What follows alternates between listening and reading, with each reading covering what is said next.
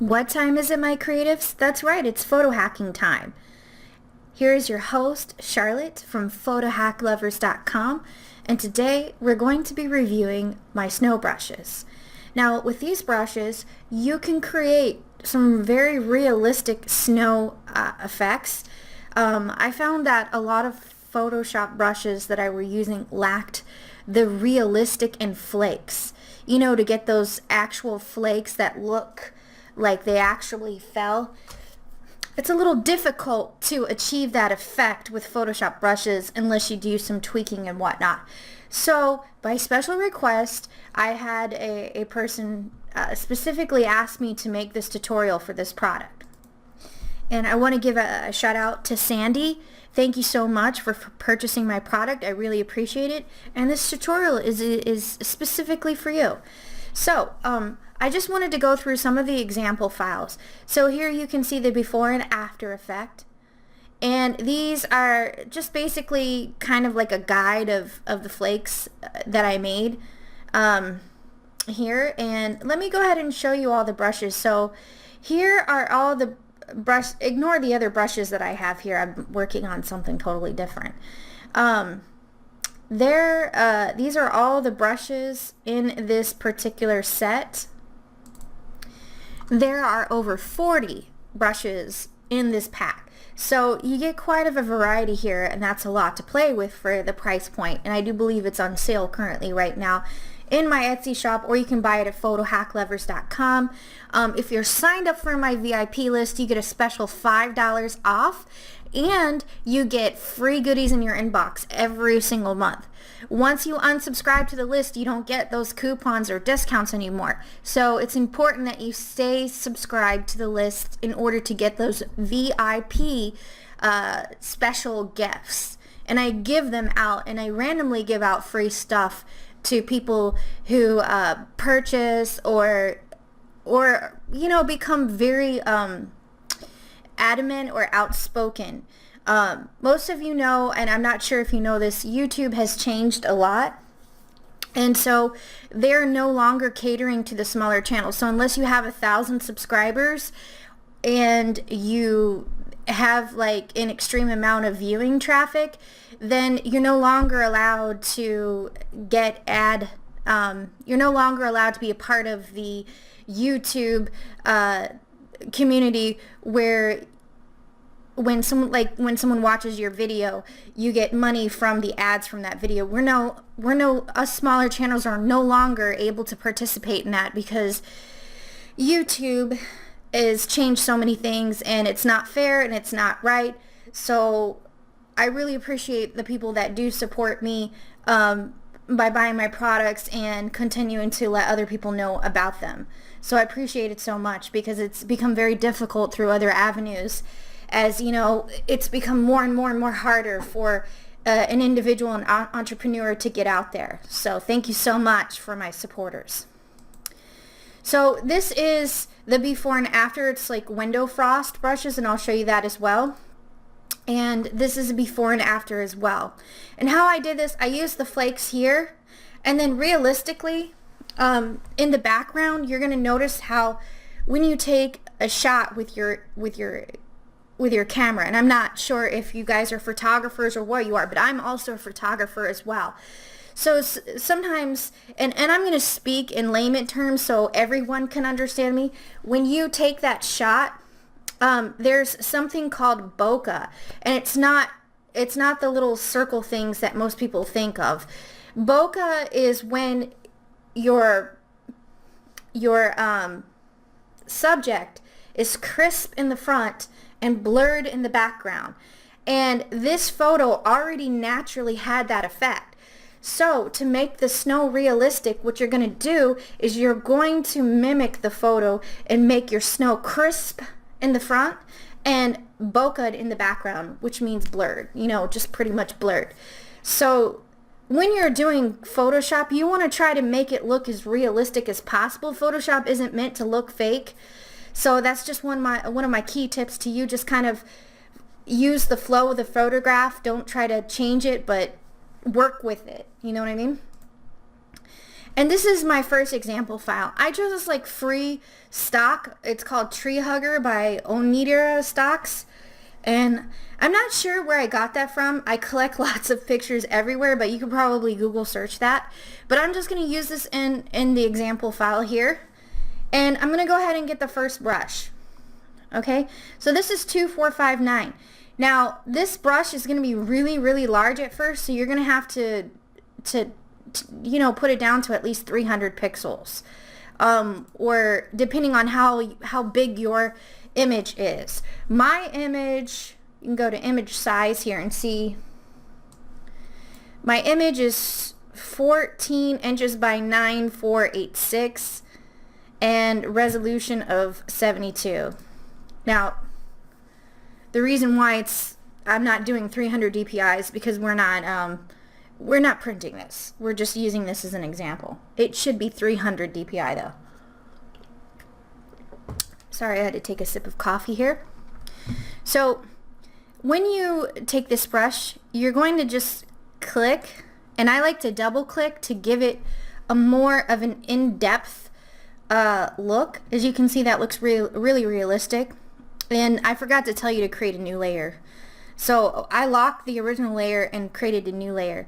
And you can just double click and you can make one click, and that gives it a very faint look. So you can double click or click to kind of give it a variation of depth so it looks realistic. You know what I'm saying? Like in the darker areas you'd want it lighter, and in the lighter areas you'd want it darker. That just looks natural. You know what I'm saying? So that looks like a realistic, and you can put some on her paws here. It looks realistic, like as if she's been playing in the snow.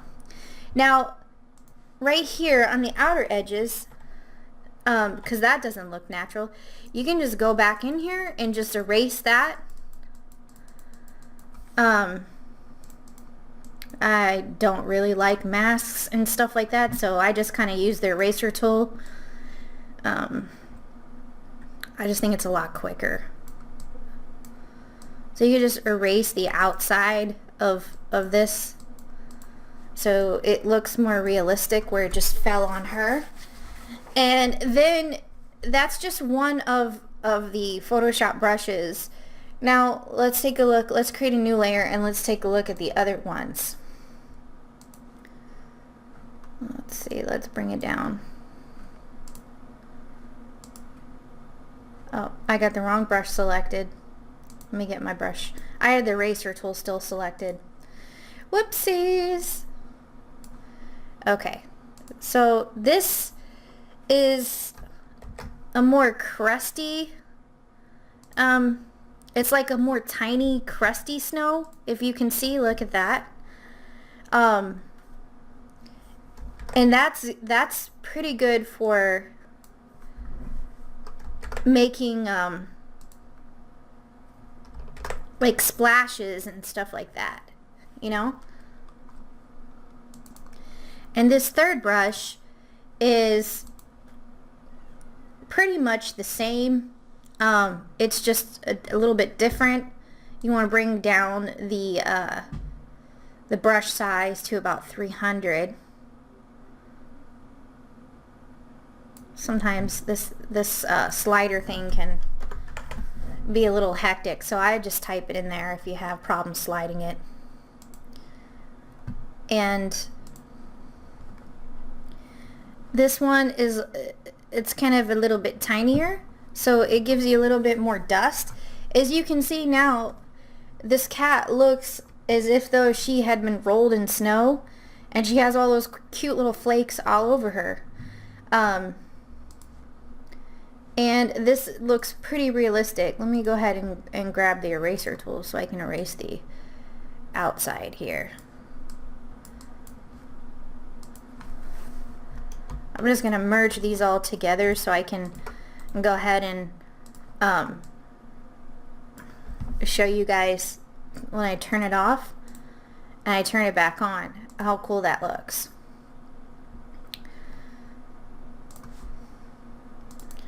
Okay, so I created a new layer already, and the rest of these brushes, they just get tinier and more detailed all the way going up, so you can create different variations of the snow falling onto the subject. As you can see here, look how tiny that is. If you needed to make tinier flakes to give it a more realistic effect, like if you had tiny ears, like look on the ears and stuff like that, that looks pretty cool. You can add a lot of dimension. I mean, look how realistic that looks. And I think I messed up there a little bit because I moved my brush. You want to keep your brush still. And I'm just clicking, I'm double clicking in some areas to give it a darker look.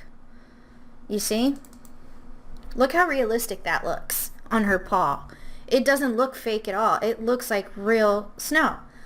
So moving on to the next subject, because I don't want to have you guys here like 30 minutes looking at some snow brushes. I'm going to go to my next subject. Okay, so after all of the flake brushes that you want to use for making flakes, there is this snow brush that is pretty cool. I'm going to go ahead and create a new layer here. And I have this fantasy picture here, which I think it would look really cool with. And I'm just clicking. Okay. And to achieve the effect that I had in the other picture, you're just going to put a little blur on it.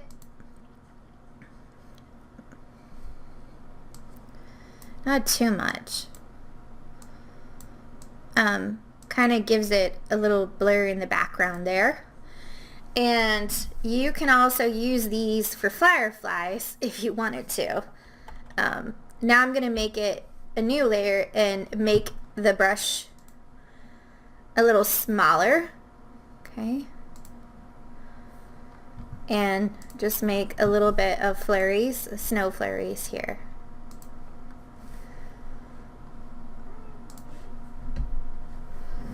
Let me make it a little bit smaller.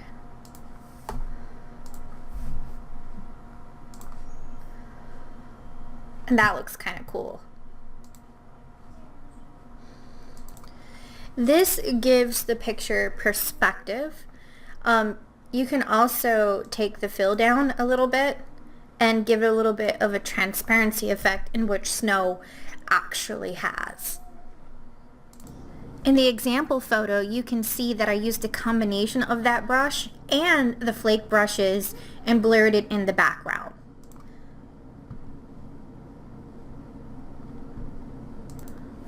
This brush is also to kind of give dimension in the background.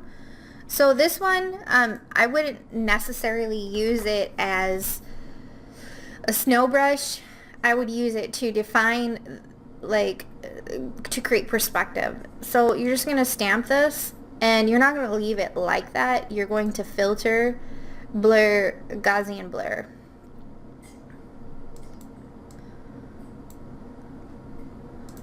And that's going to give you a pretty cool effect. Now I'm going to bring the snow back in, and you're going to see how cool that looks. That gives it a really, really cool look. It almost looks fantasy-like.